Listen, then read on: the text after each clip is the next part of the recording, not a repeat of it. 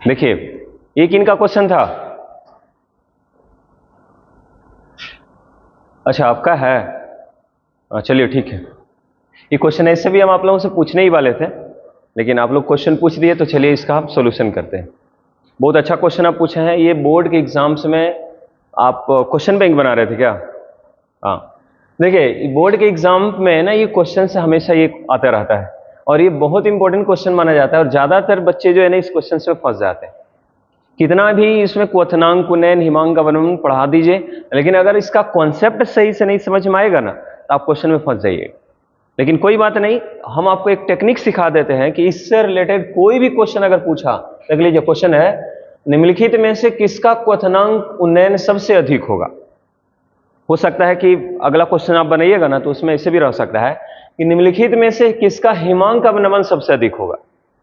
तो चाहे क्वथनांक उन्नयन से रिलेटेड क्वेश्चन पूछे, चाहे हिमांक अवनमन से रिलेटेड क्वेश्चन पूछे, आप क्वेश्चंस का सॉल्यूशन बस एक टेक्निक खाली सीख जाएगा ना, उसके द्वारा आपको इजी वे में हो जाएगा। तो इस जो हम बता रहे हैं ना उस पर ध्यान दीजिएगा। मेरा जैसे चलिए आप एक क्वेश्चन पूछे तो मेरा भी आपसे एक सवाल है, अगर उस सवाल का इजी वे में आप आंसर कर देते हैं तो समझिए कि क्वेश्चन जो है ना आपको इजी वे में एग्जाम में हल हो जाएगा। सवाल बहुत भारी नहीं है, इसको समझिएगा। जैसे मान लिया 3 गो हम बर्तन ले लिए, 3 गो बर्तन ले लिए, एक बर्तन में हमने 1 लीटर पानी लिया, ये बिल्कुल प्योर फॉर्म में है, मतलब पानी लिए हैं लेकिन पानी के साथ कुछ मिला हुआ ना है, एकदम शुद्ध पानी है। दूसरा बर्तन में भी हमने 1 लीटर पानी लिया है, वाटर लिया है, लेकिन इस वाटर के साथ साथ पानी के साथ साथ हमने इसमें शुगर मिला दी, यानी कि चीनी मिला दी। याद रखें चीनी ऐड किए हैं, है ना, 100 ग्राम चीनी पानी में डाल दिए।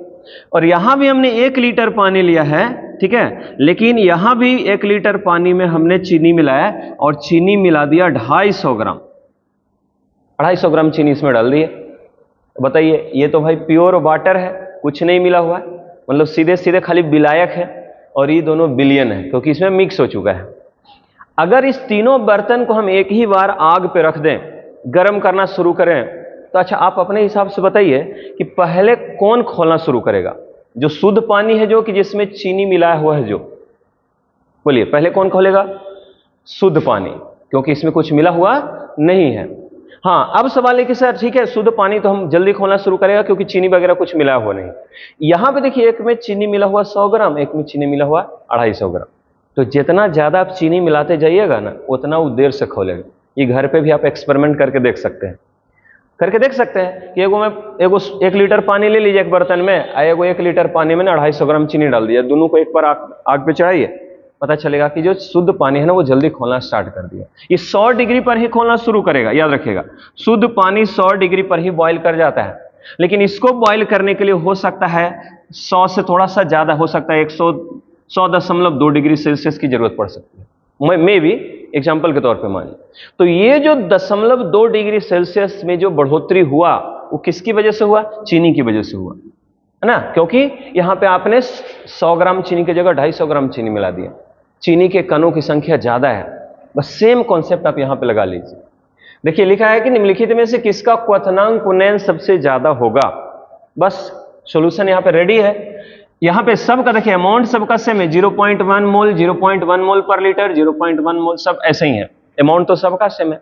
बस हमको खाली पहचान लेना है कि भाई किसकी, जैसे इसमें कैसे देखें कि भाई किसमें चीनी के कणों की संख्या ज्यादा है, यहां भी हम लोग को देख लेना है कि किसमें आयनों की। ध्यान रखिएगा, जैसे अब सवाल है कि NaCl, मान लिया NaCl को हमने डाला, NaCl जाने के बाद टूट गया Na पे माइनस, चलो 2 कण में टूट गया, धनायन ऋणायन दोनों अलग अलग हो गया, केटायन एनायन से अलग हो गया। पानी में डालने के बाद 1 मोल डाले थे, अंदर जाके 2 मोल हो गया। यहां पे जाइए, इसको आयन में तोड़ने आता है आप लोगों को, ध्यान से दीजिएगा, यहां पे बहुत ज्यादा कंफ्यूजन होगा आयन में तोड़ने के लिए, तो इसलिए सीख लीजिए। देखिए 3 जो लिखा हुआ है ना ये आयरन का वैलेंसी है, I2 जो लिखा हुआ है ना ये सल्फेट का वैलेंसी है। जब दोनों अलग अलग कीजिएगा ना तो याद रखिएगा, ये 3 आयरन का वैलेंसी है तो आयरन पे 3 प्लस हो जाएगा, प्लस प्लस प्लस, और सल्फेट पे 2 माइनस आ जाएगा ऐसे। लेकिन आयरन है कितने? 2 है, तो आयरन के आगे में 2 लगा दो। सल्फेट है कितने? 3 है, तो सल्फेट के आगे में 3 लगा दो। मतलब धनायनों की संख्या 2, ऋणायनों की संख्या 3, टोटल आयनों की संख्या 5 हो गए। यहाँ पे आयनों की संख्या कितना था? मात्र 2, एगो धनायन एगो ऋणायन। मतलब अंदर में जाके 2 कण हुआ, अंदर में जाके 5 कण हो गया, 5 पार्टिकल्स में टूट गया। ग्लूकोज तो आप जानते हैं कि ग्लूकोज आयन में टूटता नहीं है, इसके इसलिए इसका तो लफड़ा ही खत्म है। हाँ, 0.1 MgCl2 ये कैसे टूटेगा भाई? Mg पे प्लस प्लस 2Cl पे माइनस। देख लो, धनायन एगो है, ऋणायन 2 गो, टोटल आयनों की संख्या पे धनायन 1 ऋणायन 1 2 1 कितना हुआ? 3, टोटल आयनों की संख्या 3। आंसर आपके सामने में। यहां इसको पानी में डालिएगा तो ये मात्र 2 कण अंदर जाकर टूटेगा, माने कण जो है वो 2 गो होगा, यहाँ 5 गो कण होगा, ये मात्र 3 गो कण होगा। बताओ किसमें कणों की संख्या ज्यादा हो रही है? और अभी आप देखें कि जिसमें कणों की संख्या ज्यादा, उस ज्यादा देर से खोलेगा, मतलब उसका बॉइलिंग पॉइंट उतना ज्यादा होता है। यहां भी कणों की संख्या इसमें ज्यादा है, तो इसका बॉइलिंग पॉइंट सबसे ज्यादा होगा, एलिवेशन इन बॉइलिंग पॉइंट, इसका क्वथनांक पुनः सबसे अधिक हो।